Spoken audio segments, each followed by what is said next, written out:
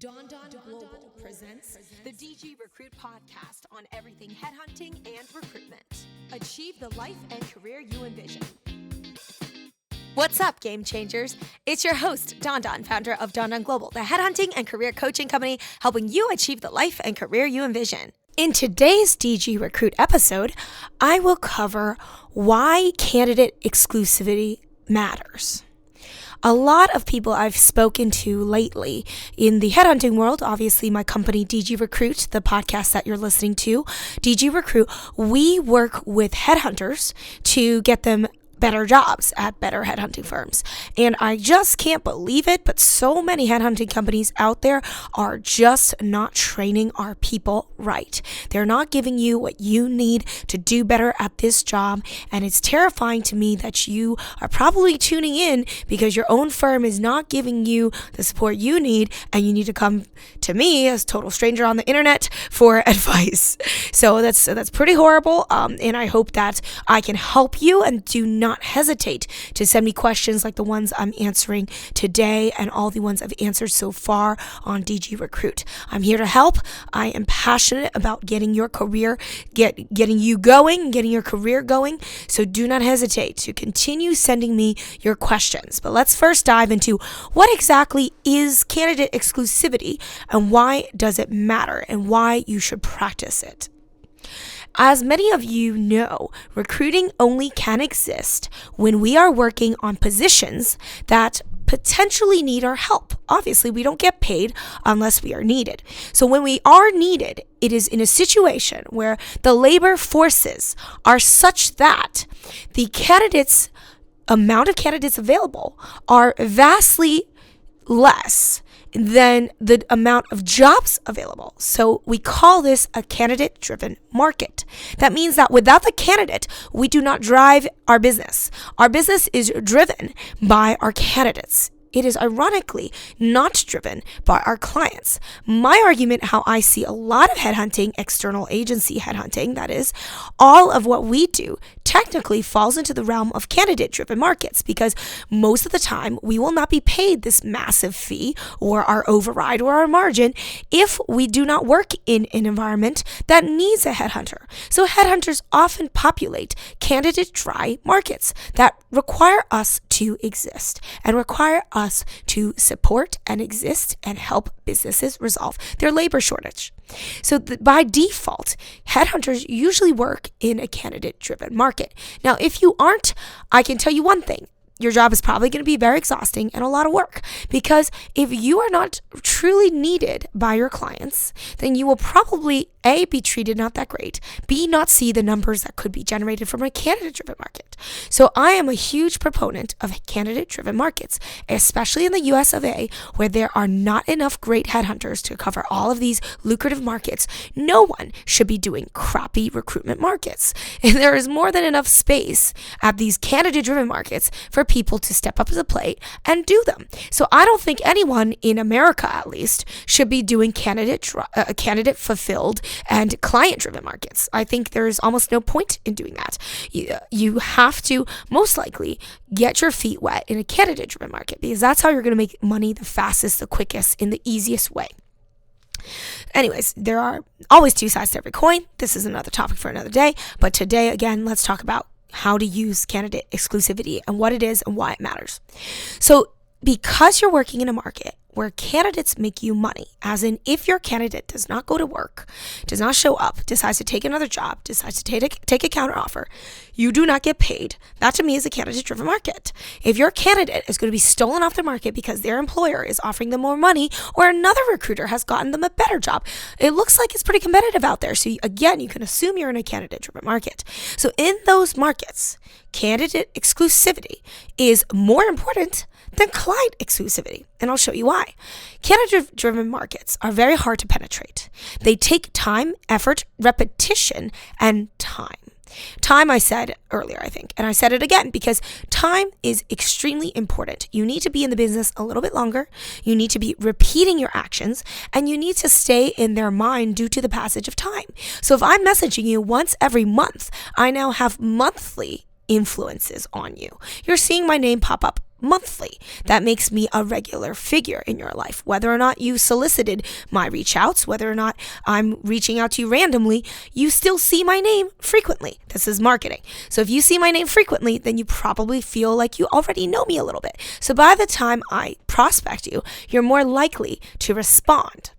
So candidate-driven markets can only be penetrated through direct investment of time, energy, and cost. So you're spending time with the right people, spending money with them to get drinks and lunches, spending a lot of effort building that relationship. And that is required in candidate-driven markets. Otherwise, you will not get any referral business, and you also will not earn their trust because they will be like, who are you? There's 20,000 recruiters calling me every day. Why are you different? So exclusivity only works if you're truly in it to win it in your market space. That is, if you are 100% dedicated to that market space, then exclusivity totally matters. If you are not dedicated to that market space and you're covering everything under the sun, why would I, as a candidate, value your exclusivity? You're not able to get me any other jobs except one job that you have immediately to fill.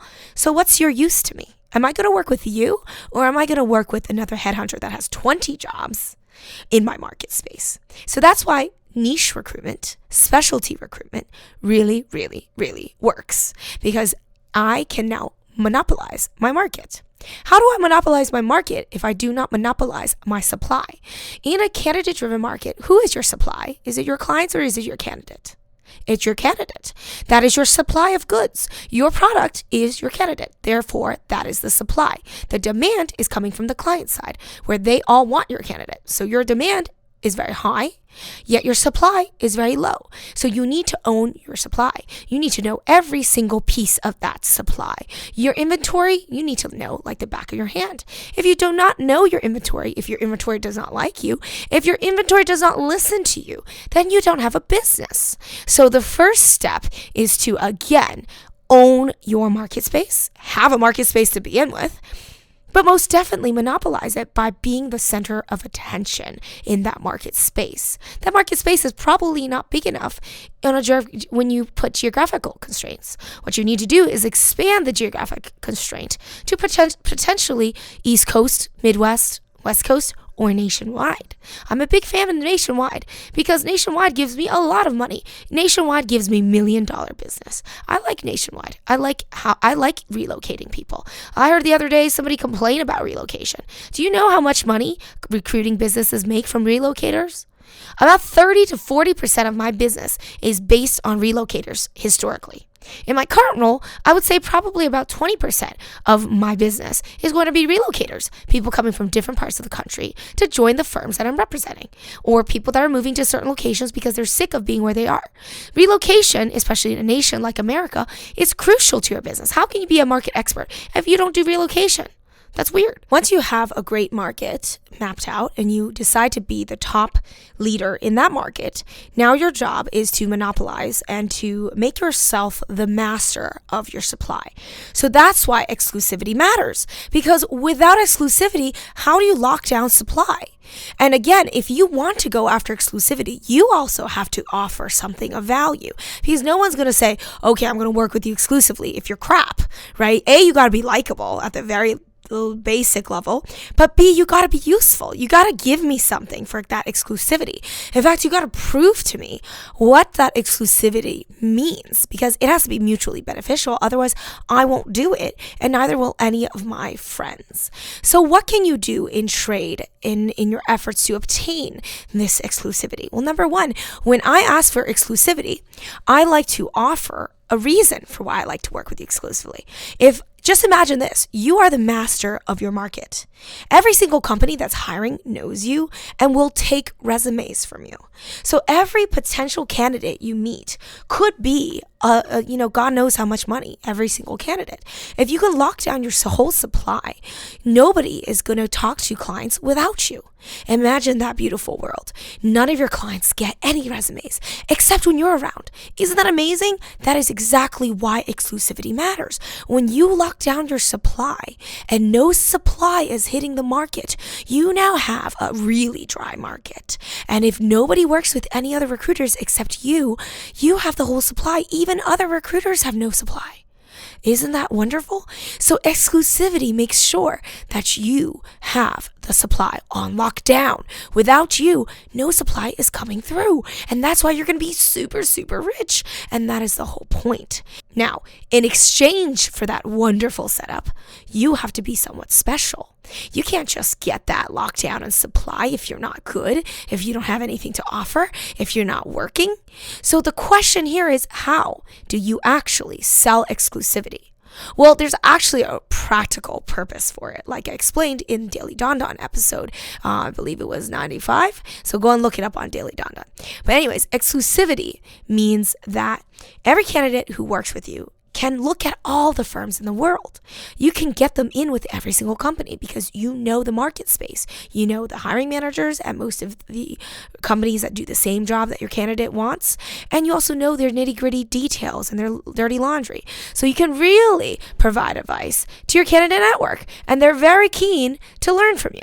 And that's the whole point, is that you have what they want, which is market knowledge, which is advice, which is likability. They like working with you. Hopefully you're even helping them with their resume and they feel like you're really earning their business. And that is the point. You are really earning their business. You want to show them that I care about you and I want to make this happen. Another trick with exclusivity is that it's much easier to ask for when you are working with a very passive candidate. And that obviously is the best type of candidate. You do not want to be working with the people who are hanging around on job boards. That is the easiest fish to fry. In fact, that is the smallest plate of them all and the easiest thing to snatch off the table. So you don't want to be working candidates that are on these open forums where everybody else is working them, because that person is not going to commit to exclusivity. All right? They're desperate. So they don't care. They will screw you over in an instant. Believe that. So job board candidates, I don't even look. I don't even reach into that barrel because I know what's in there is at the bottom anyways. I'm not going to go looking around there.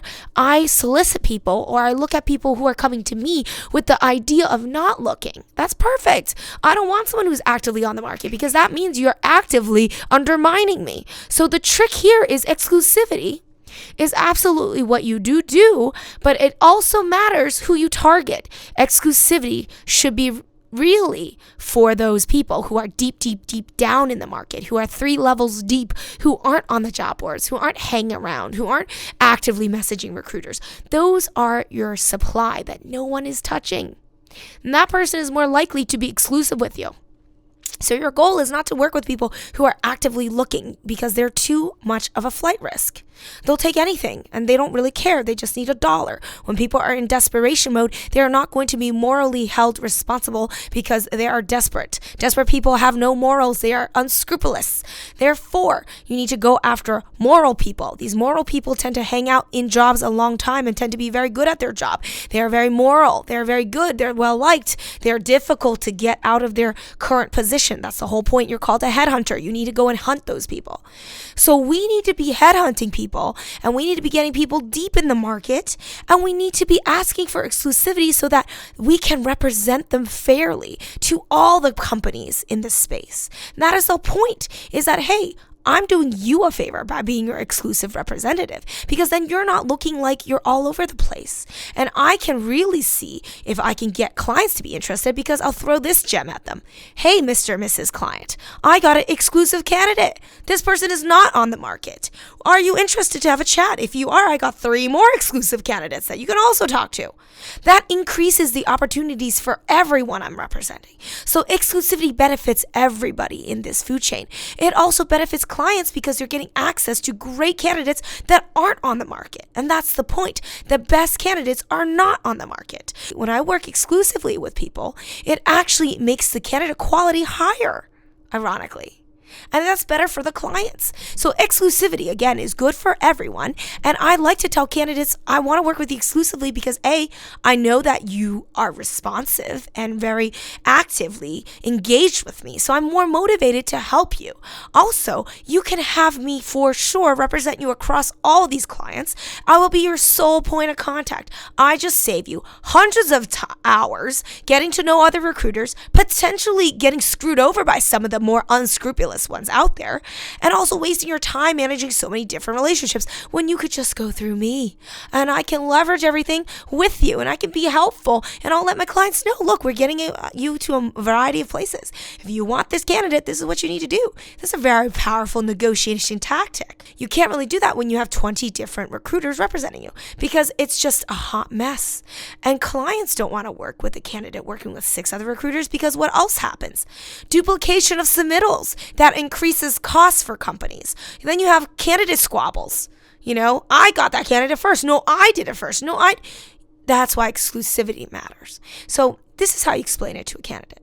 Look, I really want to work with you and earn your business. I'm happy to do your resume. I'm happy to give you career advice. I'm happy to introduce you to every single client in this space. Which other companies are you currently engaged with right now? Hopefully the answer is no and none. If it's no and none, that means, great, I'd like to offer you my exclusive representation. What this means for you is that I will be doing everything on your behalf. You literally won't have to lift a single pinky. All you have to do is let me know which clients you're interested in, and I can go and get your beautifully redone resume out to all of them, obviously on a blinded basis, so you're not disclosing your name or your job, where you are, or anything that would possibly identify you as a flight risk to your existing employer. The whole point is that I position you as an exclusive person, as someone very special in the marketplace. And because you're not in a rush to leave, this is going to work out great for you because then we can test the market and see who wants to speak with you. So that's why I like to represent you exclusively. God forbid you go talk to another recruiter who totally screws you over, then I can't help you either. If someone just gets your resume, decides to spam it out to every single company, I can't stop them. And God forbid, there are headhunters out there that do that. So they get your resume, they spam it to all their clients, whether or not you're interested, so they can get first dibs. That's what happens when you work with someone who doesn't understand the value and the importance of trust and exclusivity. So I prefer to work with you exclusively so I can really focus on your current situation, how I can help. And obviously, I'm willing to meet you, take you out to lunch, and help you with your resume and really do the best that I can do to give you the support to make yourself the best candidate you can be and help you make sure you can get the best opportunity you want. How does that sound? They should say yes, and you should say, and by no means does this mean when other companies come to you, you cannot talk to them. I would hope that you let me know first. I would hope that you would defer to me so that I can tell you what my relationship with that client is. I would hope that you could defer to me so that I can tell you the history, the background, also my third-party take on that client. Perhaps I can also introduce you to that client, or they are coming down the pipeline. So do not rush into being represented by any other recruiter until you get a chance to talk to me, because I'd love to see if I could represent you to all of those firms, because that way you can again have this singular negotiation person that will help you along the way with every single client. How does that sound? That should sound great. And if they still have any objections, then resolve it by offering time. What does that mean? Hey, Mr. or Mrs. Candidate, I am very happy to represent you exclusively. And because you're a newer entity to me and I'm a newer entity to you, I know that you don't yet trust me. So don't worry, I'll give you 2 weeks. Can you give me that? Can you give me 2 weeks where I can show you what I can do for you? How many interviews I can get you? How many companies I can get that will show their interest in you? Can you give me that at least? They should be able to say yes. And if they don't, again, trust me, they're that bottom of the barrel candidate. You take your chances with them. Should you represent them? Absolutely, you should try. But should you know that they might stab you in the back? Absolutely, they absolutely might. And they probably will. Because desperate people, again, have no time to wait for you. So the trick is twofold. A, you want to make sure you're going after the right people. B, you also want to offer exclusivity every single time so you can stay in control of the process. Because God forbid people do not tell you where they're interviewing at and you have no idea where they're already busy and you can't represent them exclusively. You have no control over your candidate process and you have nothing to say to your client when they ask you, where are we at with this candidate? You don't know. You don't have anything to say. They're not telling you. So before you work with the candidate, you always want to make sure they will work with you. They will give you the information you need to do your job. And they will ideally be your partner and be exclusive with you. And if they are not, can you force them? No. A lot of recruitment companies these days will train their employees to ask for exclusivity, which we were all trained, but they will also ask you to sign some nonsense document called the exclusivity agreement.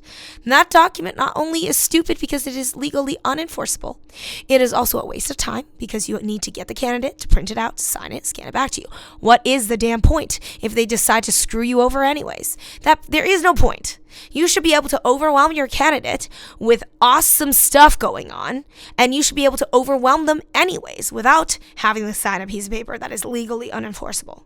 Now you can take your chances to present that, but any savvy professional in today's world knows that this is utter BS, especially if you're young and you're trying to do that. They'll say to you, little Johnny or little Mary recruiter, you're crazy. This is not how you do business. Don't be throwing this in my face. I'm not an idiot. It's not the first time I've been in the job market. It's not the last. How many recruiters have tried to make me sign exclusive agreements? I won't because I don't know you. Until you prove yourself, I won't sign it. I will work with you. I will engage. I will give you my resume. You can try to represent me, but I'm nowhere stupid enough to sign my life away with you, little Mr. Mrs. just graduated college-aged recruiter. All right. So when your boss tells you to do this stupid stuff, you can let him or her know that, hey, maybe this is kind of dumb and maybe the candidate market knows these tricks and maybe we shouldn't be doing this because this is meaningless and it makes me look really pushy. Yeah, because that's exactly what's going to happen. Trust me, I've been told to do lots of pushy things by my bosses before too. And a lot of the time I tell them, look, you know what? I'm just going to start doing things my way because I know this business well enough to do it my way. So do what you need to do. Obviously, listen to your boss, but trust me, candidates are getting savvier by the day. If you try to pull a wool through their head and make them think that you're some hotshot who gets to push them around, think again. Candidate-driven markets, okay? You can't do that. Candidates are king. Candidates are king. Candidates are queen. Candidates are queen. I'm saying this 4 times because I want you to understand that you cannot force your way into exclusive agreement. You need to earn your right to be an exclusive headhunter. That means knowing the most amount of hiring managers. That means being a market expert. That means having lots of jobs for your people. That means being fast enough so that you can get them out to market fast enough so that you will have a first right of a refusal on that candidate. All right. So that is what you need to be an exclusive headhunter. It's not just something you ask for. It's not just something that you get for free. You need to earn it. If you don't earn it, you will get called out. You will get bad reviews. People will know that you're full of crap because you really suck at your job. You are judged by your results. So if your results aren't that great, guess what? They're not going to like you very much. And you're not going to get any referral business. And guess what? You're not going to be happy doing your job because you're not going to be having a lot of efficiency. You're not going to be having a lot of great experiences. You're not going to be building a lot of money. So if you want to do this job, do it right. Make sure you are understanding of why your boss tells you to do certain things. Make sure you do it for the right reasons, and make sure you don't go overboard pushing people to do things that ultimately bite you in the butt. I hope this podcast helped you understand why your company should be working with candidates exclusively, why you should be asking for exclusivity every single time. Even if you don't obtain it, it's still worth asking for it. And ultimately, no matter what happens, no matter what your lip service is, you better deliver. If you ask for exclusivity, if you put your neck out there and say that you are the best headhunter, you better be the best headhunter. So you get back to work extra hard, and you'll always be ahead of the curve, and you will be very, very rich from our business. I hope DG Recruit is helping you understand the realities, challenges, and opportunities when it comes to headhunting and recruitment. Whether you're already a top biller or an aspiring headhunter, I'd love to get to know you. Sign up at donnaglobal.com to stay in touch on all aspects of career coaching and headhunting. Connect with me on LinkedIn. I'll see you there. Thanks for tuning in to DG Recruit. This has been a production of Donna Global.